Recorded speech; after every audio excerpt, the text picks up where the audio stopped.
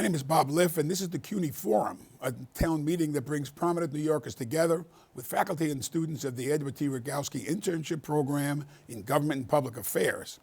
It seems like yesterday, but it was 55 years ago when, as a student at Brooklyn College, we were engulfed in social protest about the Vietnam War and civil rights and burgeoning movements that led to dramatic advances in women's rights, LGBTQ rights, the environmental movement, and so much more. But I remember so vividly a protest on the steps of Boylan Hall where leftist men hooted down women speakers with sexist comments that would be inconceivable today.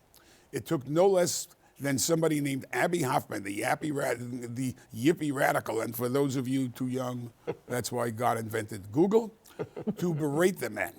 That, frankly, was a formative moment for me in realizing that the winds of change were blowing across the campus and the world beyond.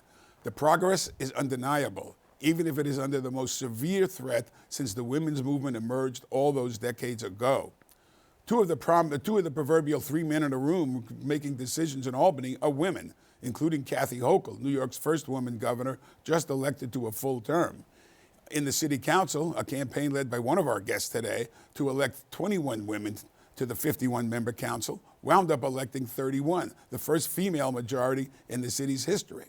In Washington, Kamala Harris sits a heartbeat from the presidency, and until the last election, Speaker Nancy Pelosi was second in line behind Harris. New York remains a stalwart protector of women's reproductive rights in the face of a virulent and powerful counterattack that seems drawn from a combination of George Orwell's 1984 and Margaret Atwood's The Handmaid's Tale. We like to think that Martin Luther King Jr.'s dictum that the moral arc of the universe is long, but it bends towards justice is a prescription for linear progress. But we know it is not. So as CUNY prepares to host a campus-wide conference called Dare to Lead on progress in the women's movement, we invited 4 women leaders to discuss where we are today, where we came from, and where we might be going.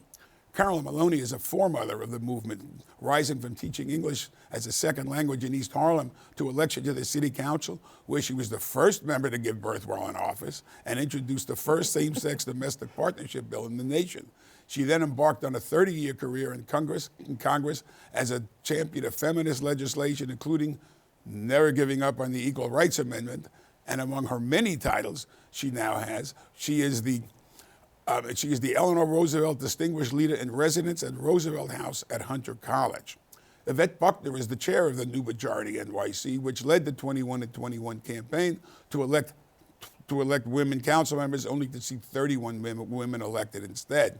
Ana Oliveira is president of the New York Women's Foundation and formerly the first woman to head the gay men's health crisis, which carried its own gender complications. She recently helped form the Puerto Rican Women's Foundation to tackle challenges facing women of color. And Jennifer Rabb is president of Hunter College, which, apropos to this conversation, was CUNY's last single-gender, all-female campus until the mid-1960s. This June, she is finishing up a 22-year run as Hunter College president, where many say she has crafted Hunter into CUNY's flagship. There was a Brooklyn College chauvinist.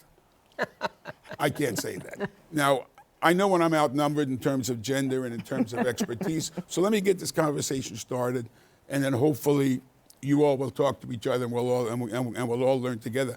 Carolyn, today, the day that we are taping this, the Senate, the United States Senate, finally announced a Judiciary Committee hearing into finally authorizing the Equal Rights Amendment, endorsing I don't know what the right way to say it is, because it has already passed 38 states and it passed through the Congress. So I mean, what's going on? Why is it important? Well, I can say that I believe it's already ratified. We've met all the requirements of the Constitution, Article 5, which required a 2/3 vote of the House and the Senate. We achieved that. We have 38 states that have ratified it, with Virginia ratifying in 2020. And all we need is the archivist to certify it, and it's in the Constitution. So what this hearing is about is that they, at the last minute, added a time limit in the Senate. And it was part of the preamble, not the resolution that passed the states. So it would remove the time limit and remove any any debate over whether or not it's ratified, and also a sense of Congress that it's ratified. But nothing comes easily. During my last 3 weeks of Congress, I looked at everything I'd accomplished, and there's one thing that I didn't accomplish, and that is the ratification of the Equal Rights Amendment.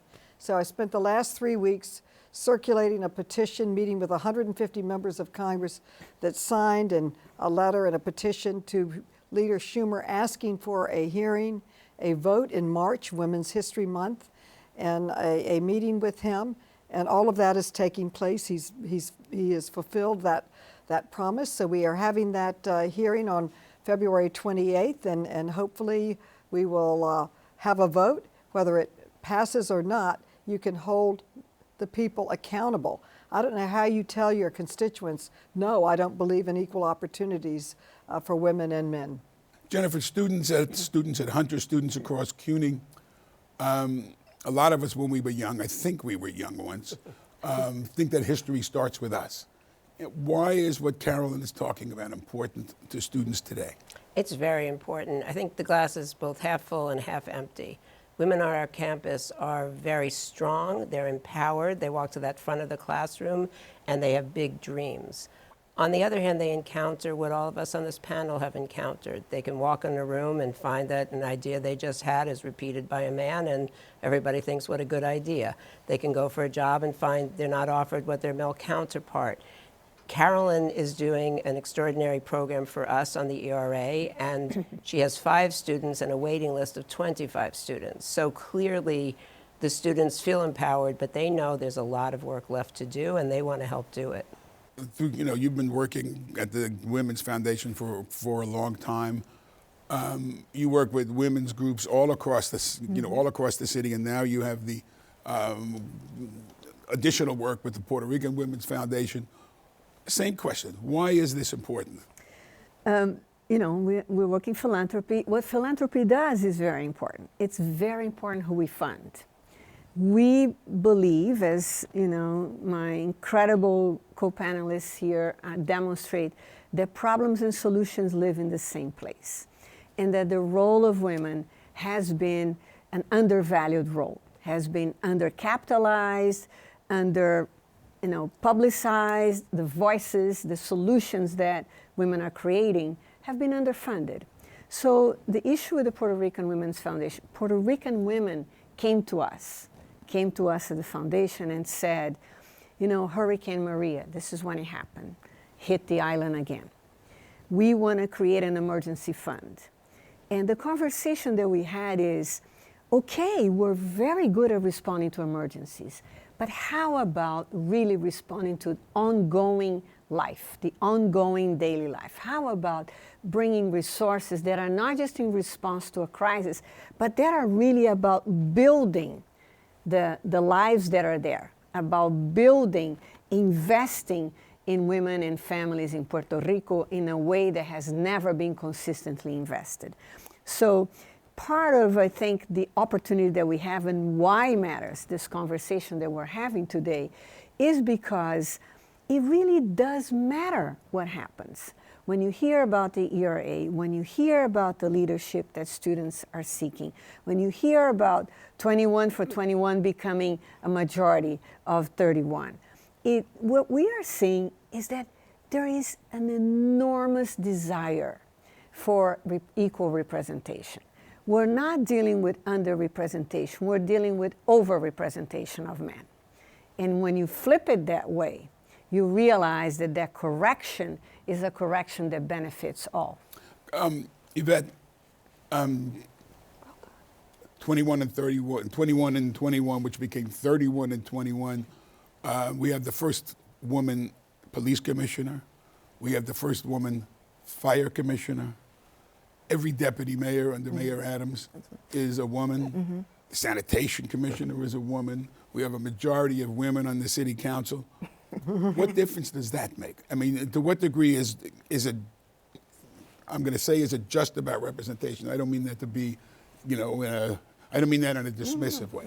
And let's not forget the first Black woman speaker of the City Council. Let's not Yes. forget the first Black Attorney General. There's so many firsts, and it's so important to have these firsts because they're hearing things on the ground that you normally would not hear. So when you talk about health outcomes, you talk about childcare, a lot of times the conversations about Black maternal health and like Black women who are losing their lives 8-1 for their white counterparts, childcare, all of those issues. I'll never forget when I heard a city council member who talked about COVID and the need to close the schools right away. No one heard her. And wouldn't it be so great if this was not a solo, but a chorus of women, mothers who are on the ground and hearing this from very different perspectives, right? You have a woman who is my age, who is looking after their child in school and looking after their parents at the same time. So you're seeing education and health through a very different prism. And so hearing those concerns, bringing them up to the forefront to make outcomes for all New Yorkers, not just women, not just Black people, because all issues are women's issues, all issues are Black issues, are women's issues, are people's issues, and you have better outcomes for the city and the state of New York. But yet you've also seen women, not so much in New York City. We're kind of a progressive beacon. Absolutely. When you look across the country and see what's happening, and you have a lot of women who are part of the, if you will, the counterattack on feminism.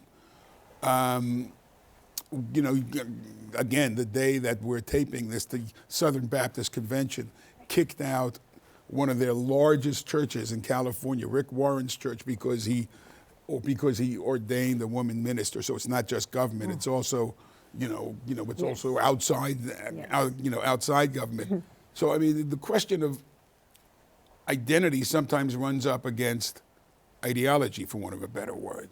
I mean, how do you? I mean, you served in Congress with a lot of very conservative women where you had almost nothing in common with them except their gender. Well, we had a lot in common when it came to women's issues, and we worked across the aisle. I was chair of the Women's Caucus, and we achieved a great deal together. Really, you need bipartisan support for lasting legislation. I've always said the best legislation is always bipartisan, and that's why I always try to work in a bipartisan way.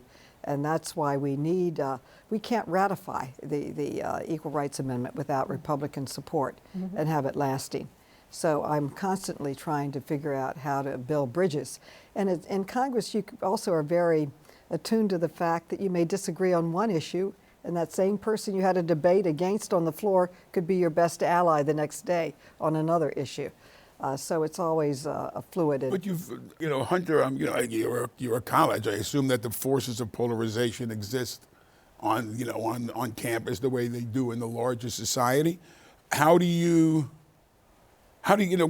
important is identity, if you will, in deciding these, in deciding who's heard and deciding these kinds of questions? I've just always been, I've always been struck that there's a lot of very conservative public figures who are of color, who are women, who are, frankly, the circles I run in, that's not the case, obviously. I live in a democratic world. But do you see that on campus? I think you're right that you can't just stereotype what does someone look like and what are they going to think, and I think you get yourself in trouble when you do that. But I think Carolyn's also right. There are times when the identity does bring you together, even if you're not coming out to the same solutions. And what we insist on campus is actually a real marketplace of ideas. So to try not to guess what someone's going to say, but to actually encourage people to speak, but also to listen. And that's a problem I think we have in our society today, and it's something that I'm on a soapbox on campus, is let people speak and try to listen, and maybe you can learn, maybe you can change a mind, a heart, Carolyn, but you hear people, past what they look like and not just kind of guess what they're going to say. I mean, go ahead. I think that part of the conversation is that lived experience makes a difference, right? Is that is what unites us across different, as Carolyn said, as Jennifer is saying, different areas. But our lived experiences shape us too, right? They're not deterministic, but they shape us. Our experiences of being dismissed, our experiences of discrimination, our experiences of being devalued, not invested in, they shape us, right? And the question is, how do we leverage that? How do we use our lived experiences to create transformation, right? To not stay limited by them, not abandoning them, but leveraging them. You know, what do I bring to the table as a Latina immigrant who identifies as a member of the queer community, not just in solidarity with my identities, but understanding the struggles of my Black sisters. That's right. You know, understanding the struggles of, you know, anti-Semitism, you know, understanding, et cetera, right? So, and how do I find that connection in our policies, in our movements, that are not just solutions for one of us, but they are solutions that benefit all of us, as Yvette said in a minute ago. Yeah, and that's why it's so important to build political power, to build the bench, because you have to have these people with these lived experiences. You know, for the City Council in 2021, we still had so many firsts.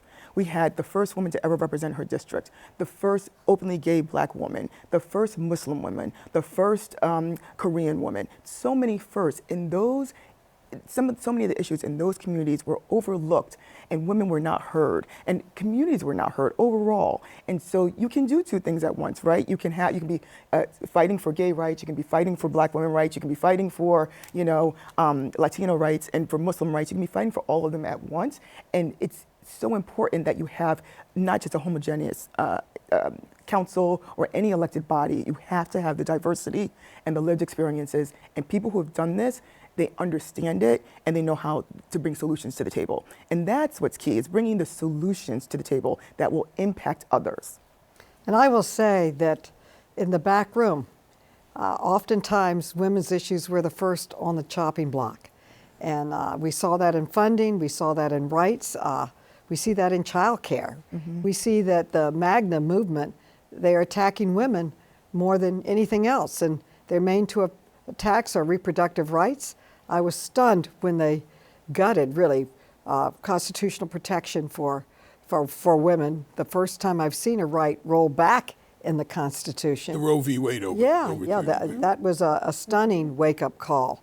And I will say that my entire time in Congress, we were never able to pass Roe v. Wade until we elected over 100 women. And we had the votes, along with like-minded men and some like-minded Republicans, to finally pass it. And we needed to pass it in this year.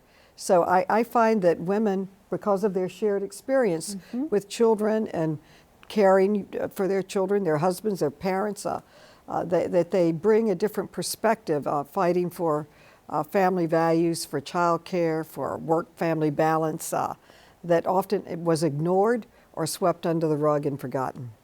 I mean, you made the point about, going back to this point about the Southern Baptist Convention and the fact that this is not just a government phenomenon, mm-hmm. that when when a woman goes for a job against mm-hmm. an equally qualified man mm-hmm. and is viewed differently, maybe she's going to have a baby, we don't want to hire her. I mean, for whatever mm-hmm. for whatever reason, this is all happening at a time when, frankly, part of it is technological, that we have had such a dramatic overhaul in the media, and we all recede to our ideological silos. That, when I grew up, we had 7 daily newspapers in New York City.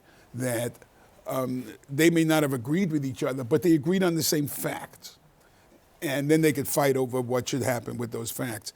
Today, when you recede, you've lost the mass and mass communication, and you do have these silos. How do you build those bridges?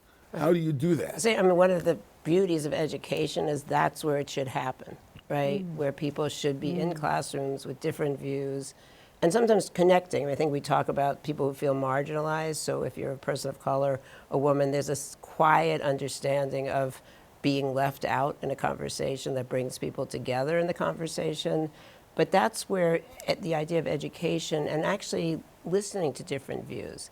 And I find that very much in CUNY. What's so amazing is when you have a lot of first-gen kids, students, a lot of immigrants, different views. And people, and I think we know this, and I think, be interested to hear what Anna has to say within the Latino community. I find there's very different views, and sometimes people don't expect it. Sometimes there's an overlay of religion that pushes people to have another conversation. And if we can just get people to, as I said, listen and respect, there's a learning, and that's really important. So I guess I proselytize on education as one way forward. Well, to that degree that, education serves as the public square in which we all meet Yes. and hash these things out. But that's a shrinking square. And, I don't. Well, I mean, it definitely, right, is our public square where we should be getting together and exchanging ideas. But so it's, here we are at CUNY, right? Yes, yes, yes, yes. But even to have this vision of education, right? Even to protect this vision of education, you need the people at the table that are making decisions with that perspective, right? So it's that lived experience of education that way too. I'm a first in my family to get to college and what that means, right? And I wanted to say, Yvette's talking about the first, why firsts are important? Because you can't be what you can't see, right? So there is the first experience, but there's the generational impact of that. There is the ripple effect of what that means for others, right? There's what it means for self, but there's what it means for others. And I think that we are in this, I'm going to say, momentary historical experience of reactions to control, we're talking about women, to control our lives, to control our bodies, to control our lives, to control our thinking. And I think that indicates to me how powerful it is when we have that. That if it was irrelevant for us to have control of our lives, because we don't think just I, we think we. When we think we, we think we. That is a very important power. Which leads right into what you were talking about, education. It's one of the primary battlegrounds in this reactionary. I mean, look at what's going on in Florida and elsewhere. We're taking books out of schools. That, books are a threat. God bless the Brooklyn Public Library, which now makes every one of its collection available online to kids in every one of those states where they're taking.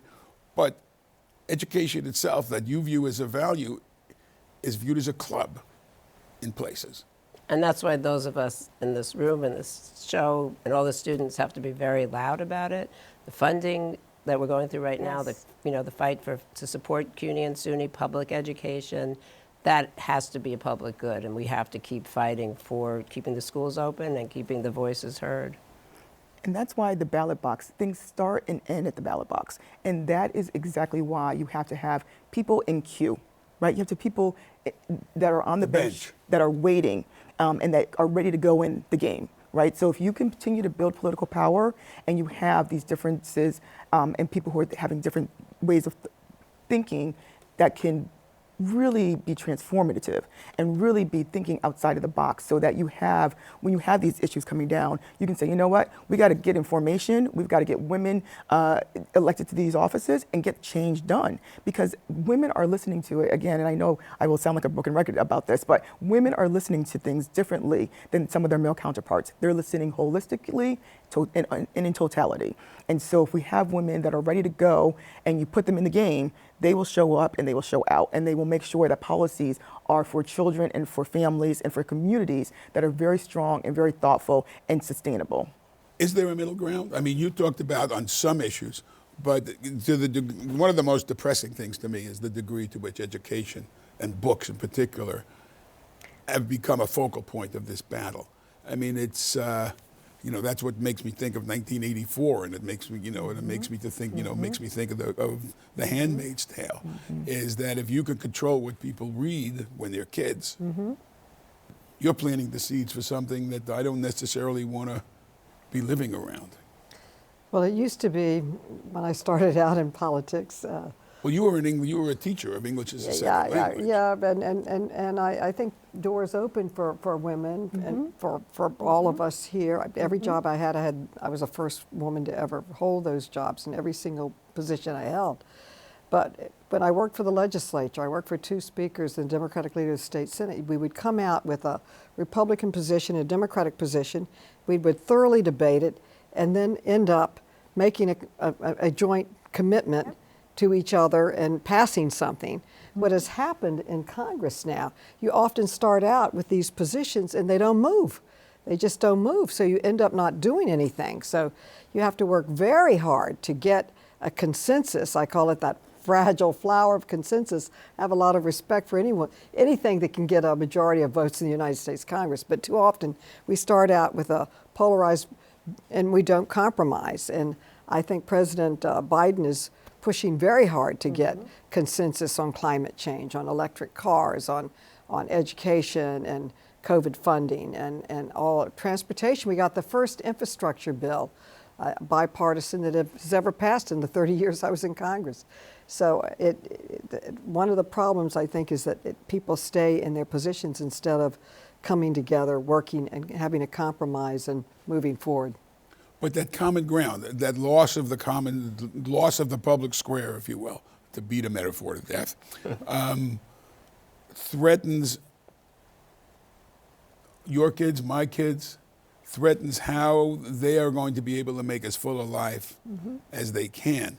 And, at some point you fight. At some point you have to just, at some point you got to fight. Yeah. Well, I always say that the New York Women's Foundation is a faith-based organization. Let me tell you what I mean. Is the faith in people, is the faith in ourselves, is the faith in that lived experience that as human beings we have. Yes, and I wanted to say it's not every book that is being banned in Florida, let's say, right? It's Black history books and queer-related books. So that tells me how important it is to center the lives and the struggles of Black communities, racial equity and racial justice, right?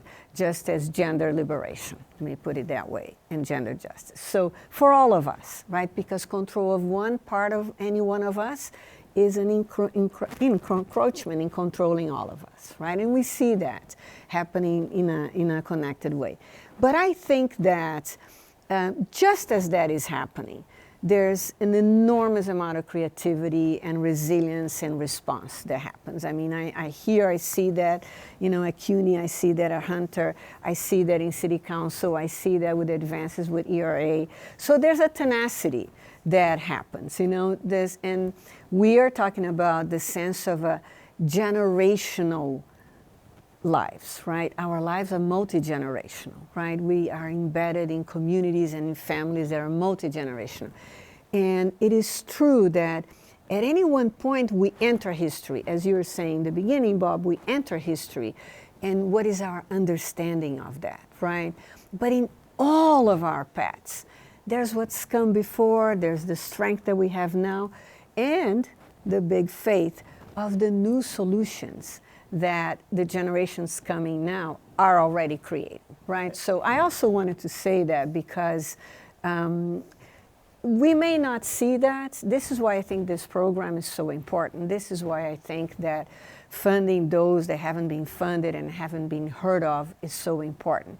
It's because it's all happening, but we need to bring it forth so that it has echo, it has a ripple effect. But I love your vision and thinking about books were banned, and yet that the books get heard. Now people who never heard of that book are getting it off the internet, and they're finding a way to read it. And there's certain irony there that's really true. And so I leave it sort of a half full as well.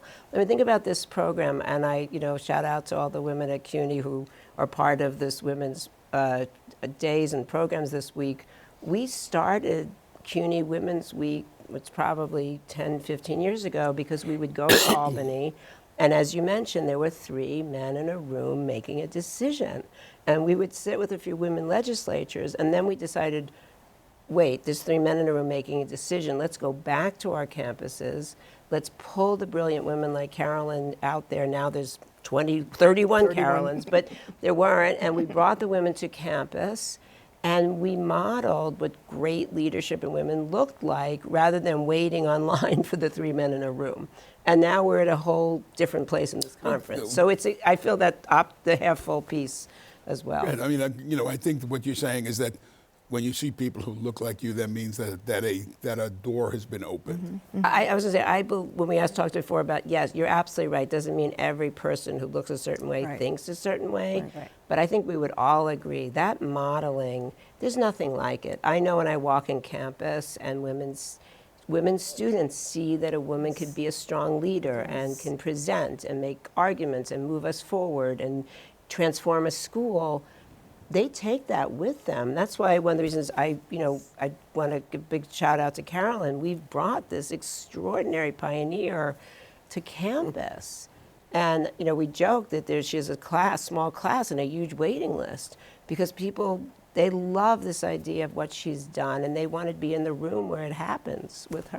I'm sorry, go ahead. I was going to say, and it's so important to bring people like Carolyn back to where the base is. So what we do with the New Majority is we do a lot of mentoring. So we have women who are elected to office and we surround them with mentors and people in leadership, because some of the issues that Carolyn went through 10, 15, 20 years ago are some of the same issues that the women are going through now. And how did you handle that? How did you, deal with some of these issues? Who would have thought, 50 years ago with Roe v. Wade, I hear women all the time saying, we thought we got through this, and now we're back here. And how do we ensure that we wrap these women with the knowledge, the resources, and the tools to be able to fight the next fight? Well, it's always struck me that one of the more profound political activist comments was Shirley Chisolm, who said that if they won't give you a seat at the table, you bring a folding chair. That's right. And you sit yourself at that table. And there was a sense from what you're saying, particularly by Roe v. Wade, that there were fights that women in particular, the society more generally, thought were settled. And now they're not settled. And that, I think, takes me to the Martin Luther King, it's not linear progress. And that, there's some degree that in particular women in CUNY who are now about to enter their work lives and stuff, are going to find roadblocks that they didn't think existed. That they didn't, I have 2 young daughters. It's something that I worry about for them. You used to, you said many times in the campaign that you found it hard to believe that your daughter was going to have less rights than you did. That's true. That's true. Wow. When I was pregnant with my first daughter, they tried to fire me. I mean, it was that bad. I called and asked for what parental leave they had, and they said, there is none, you just leave. I said, I don't want to leave. They literally said, and I'm quoting them, they said, well, you'll be the first one. It's never happened before. And I said, do you have any leave policies? And they said, no, but maybe you could apply for disability. I said, having a child is not a disability.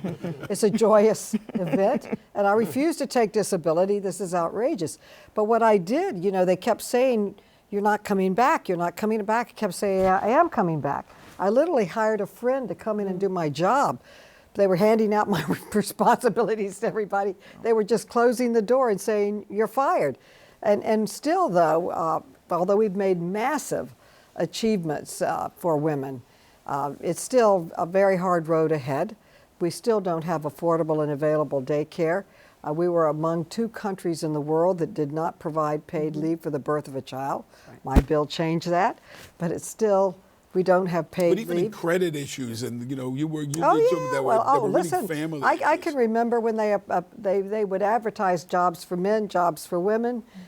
Discrimination and harassment was part of the job. There were no protections. Women couldn't get credit or own property in their own rights. It was just, you were constantly harassed, and you try to figure out how you can survive in this situation. It was really terrible. So it's much better.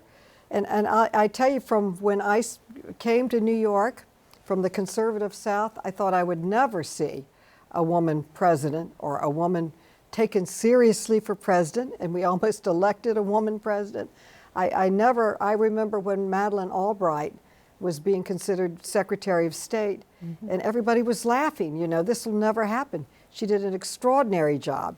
And I would say not only is the first important, I think even more important than the first is the second and third who hold these positions. Absolutely. Because then you're saying, of course, a woman can do that job. Yes. But so many of the jobs that all of us have had in this room, and we've been the first to do it. And it was most of my career I was the only woman in the room, and when I was on the council, we had like 4 or 5 women, and it was very, very different. But having more women makes a tremendous difference. Shirley Chisolm, I worked with her in 1980. She was the co-chair of the Democratic Convention from New York, supporting Kennedy. And she said, and she's often quoted that too, she said she was discriminated more as a woman than she ever was as a black, which was, you know, she was very vocal about it. And she taught and lifted. I think everyone who breaks through that glass ceiling brings a lot of people along with them. I love that you talk about Shirley as, of course, a CUNY graduate. And then I think about Bella Abzug, who gave us the great line, "A woman's place is in the House and the Senate." So another Bella. a true Hunter girl. So Yeah. And you talk about Shirley great Chisolm. school, and I've got a lot of students that are going to be making a big The next contribution, I know. And you talk about Shirley Chisolm. Her tagline back in the 70s and 80s was unbought and unbossed. But you hear people like Attorney General Tish James saying, "I will not bow, I will not break, and I will not be bullied." Because bullying is so, people don't understand how much elected officials and women are bullied. When they're running, I've had so many elected officials now during their candidacy say, you know, "Why are you running as a mom? Why are you running? Did your husband give you permission?" As if my husband needs to give me permission to run for office.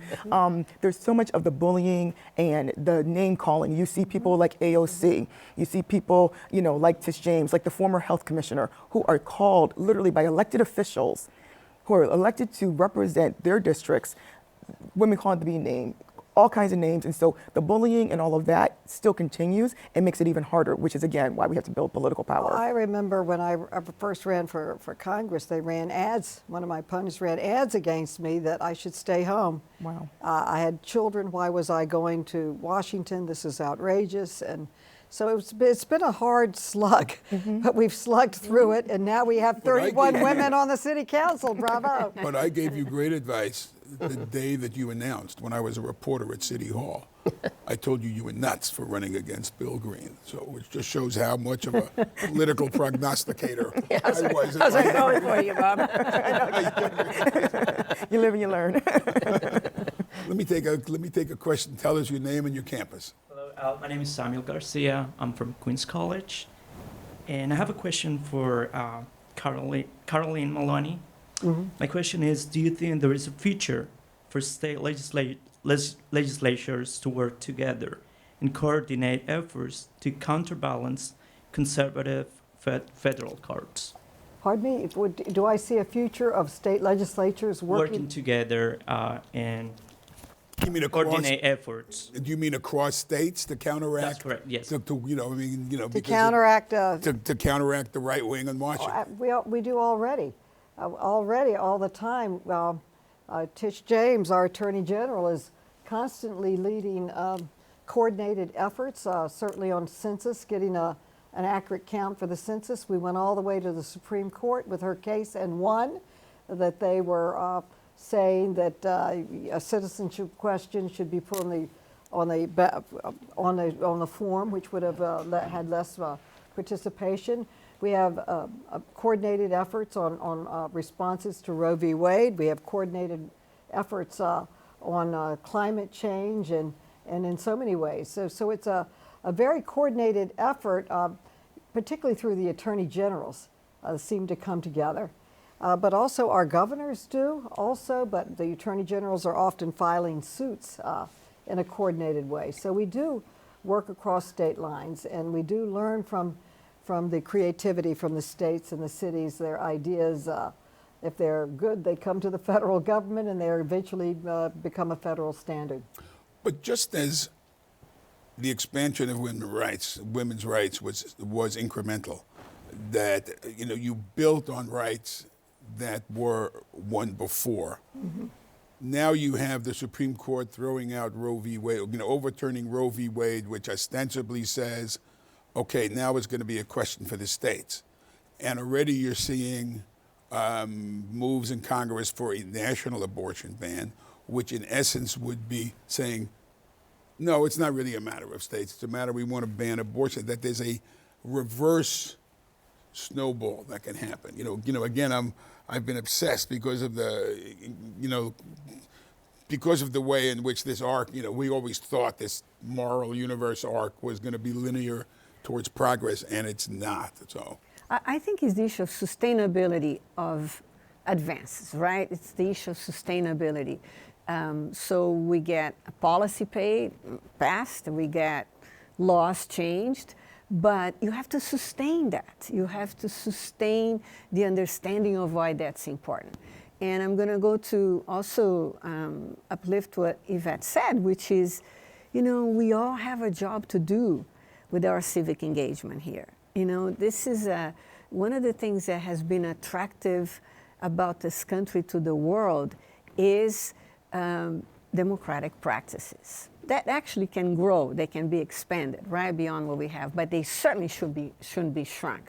So we have it, it's a participatory form of government. So the word and the verb participating. So when we have policy changes, it matters who is elected to sustain that. It matters that Carolyn was there and others were there that passed this and moved that. And so the same thing in the local level, in the state level, so that ballot box, being there, participating is really important. If there's something that we all need to learn from this, is that it's not a passive thing. Okay, we got this done, check, and now we go passive. It's, we got this done, what is the next thing that we need to get done? What are the next needs that we need to attend there, and how do we shore that up? Mm-hmm. Who are the people that we continue to need to support and partner with?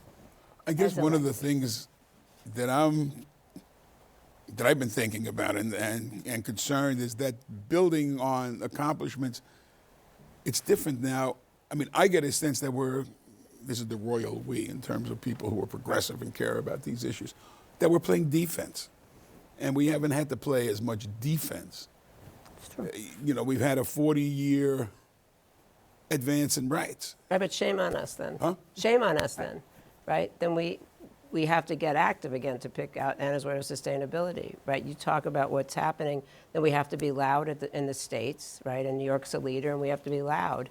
Well, we did win abortion rights in Kansas and New Mexico and The several. votes of the people, yes. Yeah, Right. by the votes of the people. So we need to Absolutely. get out and do more of that. So it's a very active What process. Matt was saying, talking about Tish, you think about, it's a fascinating thing. I'm a recovering lawyer, and when I started out as I'm a young, recovering journalist. there you go. So, and I started as a young lawyer, there really were not that many women lawyers around, and now it's very commonplace. And I'm thinking Tish is a leader, but there are a lot of the states have women attorney generals who are being very smart about the law. So there's another, I think, again, half full piece of the pie.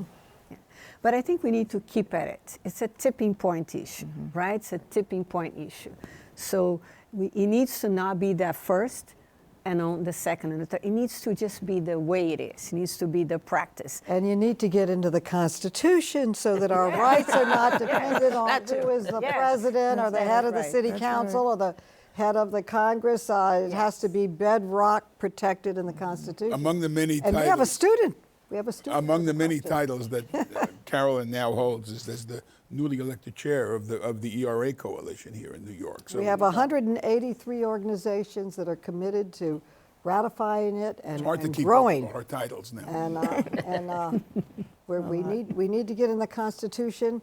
Half of my time in Congress has been spent holding on or fighting to hold on to rights that we already had, as they tried to waive to take them away. I just want to, just before I go for a question, I was always struck by some of the economic issues that you worked on, which were women's issues, the credit issues, the things that are not automatically identifiable as gender based. I mean, those are women's issues and family issues, aren't they? Right, exactly. Well, I passed the credit card Bill of Rights, and according to the Consumer Financial Protection Bureau, that bill alone saves consumers over $16 billion, as in B, a year in their pockets. And President Biden came out in the State of the Union and talked about capping The fees that they charge for late payments and overdraft at 8%, that would save consumers keeping money in their pockets. So I just did an editorial on that, and it's just keeping it in there. I call it the Maloney stimulus package because it kept money in the economy and the pockets of consumers. I'm just trying to make the point that when we talk about a women's agenda, Yes. it's that it's a much broader agenda than Yes. than things like It's everything, reproductive rights. really, and, everything. Biologically. So there is a And universality. you got to look at to the it. tax code too. The tax code is very unfair to women. They tax the second earner, which is usually women, much, much more, and therefore encourages them to get out of the workforce because the tax is increased so much. So there's so many ways that women are discriminated against, but I'd say the worst is telling them what they can and cannot do with their own bodies. I would say you don't have a democracy if you can't make your own health care decisions. We're not dictating to men what they can or cannot, what operations they can have and what they can't have, even if it's life-saving. So it's really very discriminatory. And as Scalia said, we're not protected. Women are not protected from discrimination. So All men we'll are always, created we will equal. never get equal pay for With equal men. work until we pass the Equal Rights Amendment. It's that simple. We've got to pass it. Then it's enforceable. So we have a question. Yes, sir. She's doing my job. Hello, my name is Jason Ruda. I'm a student at Queens College, and I have a question for the woman in the yellow dress. I didn't catch your name. Oh, Yvette Buckner. Yvette Buck. Hello, Yvette. Hi, how are you? I would like to ask you a question. So I found your point about building political power very interesting, and I would like to ask, how do you envision the future of women in political positions? How can we ensure that more women are elected in office and political positions that have leverage to keep moving? Well, let me make the point that you are involved in that right now That is because there is absolutely a right. city council That is- election That's- this year. That's right. So in 31 is not your cap. 31 is not the cap. I always like to tell the men we're going for 51 and 51, but just teasing. But I think there's three very important things that need to happen, not just in New York, but across the country. And what made New York City Council successful was, one, ranked choice voting. Ranked choice voting really took out the zero-sum game so that more women could run and could be elected. Two was campaign finance. So campaign finance, there was a match of 8-1. So if you gave me $10, I could then give you, the city would give me 80. And women of color are particularly not connected to wealth and to fundraising. And so that's the second one. The third one is term limits. Making sure that there are seats that are open for women to run. So the term limits really helped New York City, and there are other places that are primed to do this. We have the blueprint to do this. We can continue to build political power, make sure that there's sister organizations on the ground, there's mentorship that's happening, and bringing all those things together, you have a real recipe for something wonderful and terrific to happen, to have women in the seat and to continue to build the power and to have it go across the country, not just here in New York City. It was what? It was, they asked Ruth Bader Ginsburg how many Supreme Court justices would be enough, and she said none. That's exactly right. That's what I say all the time. 51 and 51. People think I'm a little crazy, but we'll take 31. But the idea of a bench, I mean, Jennifer Hunter, CUNY is creating the bench. We're creating the bench. I mean, We're that's very what- proud to, Elena Kagan is a Hunter Yep. High School graduate, so she's on the bench. And her mother was a teacher at Hunter High School, so Really?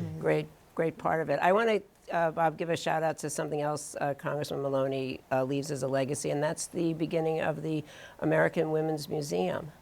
And that will encapsulate the on the mall, right? Is on it- the mall, women's history. I think you should just talk about that, Carolyn, because I think Yvette's going to be in it. All this, there's a lot of history on this stage that will be recorded. But that's very important. And you think about, we also needed to do that because even your beautiful daughter, who's with us today, we need to take her. She needs to see the stories and then the possibilities. That's right.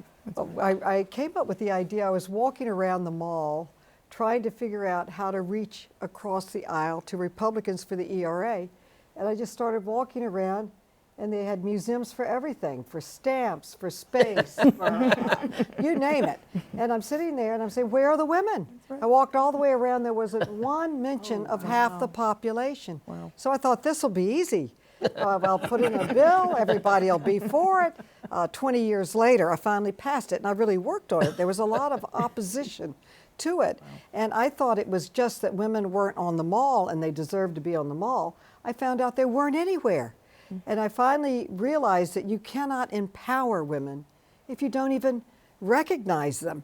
Back to your point that you need role models Yes. to bring people along. They have to see Yes. to be. And I there was looked that at the very- whole country. They don't have women's museums. They have sliver museums, but nothing dedicated to the contributions of women. And from the Civil War, not even the Civil War, the Revolutionary War, women fought right there with the men and participated in the successes. But And just the way, we were talking about this does go beyond government. There was that very famous and funny campaign against the Metropolitan Museum of Art, which said the women have to be naked the women artists have to be naked to get into the Metropolitan Museum of Art, because the only place you saw women were women being painted, but no women artists. And so I mean, again, we spend a lot of time talking about government, but this is a Cultural issue. this is a broader community issue than just government. It's a broader issue than just gender identity. And I still think that Shirley Chisolm was right. You've got to, kick doors down if they won't. That's right. If they won't open them for you. Bring your chair. I got my chair. You got your chair. yeah, it always More of a suede one. amuses me. So let me, Carolyn, you're at the Roosevelt's and in the Roosevelt House now, and which I will say, I remember during your campaign, you gathered feminist leaders from around the country to talk talking people like Ellie Smeal, who was one of the founders of the feminist majority. About you had people like Carol Jenkins, who was at the time the head of the Equal Rights Amendment Coalition. Media matters. And so the question is, at what point do you start getting tired, or you just don't have the luxury of getting tired? I mean, you never get tired, so I don't know why I'm even asking you. Well, my favorite New York statistic is that New Yorkers live longer. And people think it's because we have good health care. They think it's because we walk so much. I think it's because we don't have enough time to die. We're all too busy. And you wake up and there's so many activities and interesting people and challenges and so many wonderful people to work with that New York is really the energy capital of the world. We're capital of a lot of things, but I think we're also the capital of ideas, innovation, and really moving forward in so many ways. So we have about 4 minutes left. Let me give you each of, and as we, prepare for this CUNY Women's Conference, let's look ahead. I mean, I'm obsessed by looking back at and seeing threats and clouds, because I haven't seen those as much in my life as I've seen, certainly since the rise of Trump. But you could go back, you could go back to Reagan, you could go back to George W. Bush to a degree, but certainly since the rise of, where do we go? Is there some point where this boat changes from defense to offense again? Yeah, I think we are in a mixed situation where I'm going to say the forces that are more threatened by women controlling our lives and producing solutions on behalf of all are more overt. But I think they've been there, maybe more latent, maybe less visible, just like, we were more visible. Okay, we got this done. So yes, I think that we're in a mixed time. I think that something like the conference is a very important time to take stock, to make plans together. I do think that the difference in history, and I think the call is for action together, for solidarity action, for the ability to move agendas, policy agendas, candidates' agendas, educational agendas together. That is, I think, the moment calls for that. So I think we need to lean deep in our lived experiences, in our identities, but also connect more broadly with all that we share, all the shared interests that frankly are interests that uplift everybody. So that's where I think we are in this moment, and we're thinking about a conference. Look at the word conference, right? Look at that public square that Jennifer was talking about, listening to each other's ideas. Carolyn talked about coming together. Yvette's talking about being present and representing it. So I think that it's very good news. We just have to continue to be stubborn and committed to this process. And as Beyonce says, get information. It's time to get information. You have to ask a woman 3 to 5 times to run for office. You have to ask a mom 7 times to run for office. Do you know how many times you have to ask a man? None. They just have an idea. They'll ask you. Exactly. And so there's so many women who, you have to say, now is your time. If you're a school teacher, if you're a healthcare worker, all of the things that people are sitting right now saying, I want to see change, the change starts with you. And if the change starts with you and you get information and you're ready to build the bench, that's how we have the policies that really are affected by the future, because we have people with their lived experiences. And I picked that up, that let's urge the women students to come to this conference to learn, so that they're also there saying, let me run for office. And I would urge our students, get engaged in this experiential learning. I mean, Carolyn is taking 5 students to Washington to be part of this hearing. To seize those opportunities through all the CUNY campuses for internships, for engagement, come and hear the speakers, and model yourself, get information, see yourself in the powerful women, and you will become one. That's right. Carolyn, we have 30 seconds left. I'm going to, what would you hope to see come out of this conference, and are you confident that progress will be restored or expanded? Oh, absolutely. And I think the best defense is a good offense, and having a plan. Moses was in the desert for 40 years because he didn't have a plan.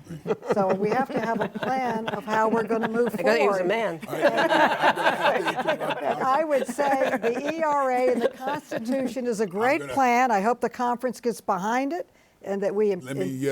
I always make deadline, and I'm already missed it, so I want to thank you all and have a wonderful conference. Okay. Thank you all. Thank you Thank very you much. for giving us this opportunity and leading us so brilliantly.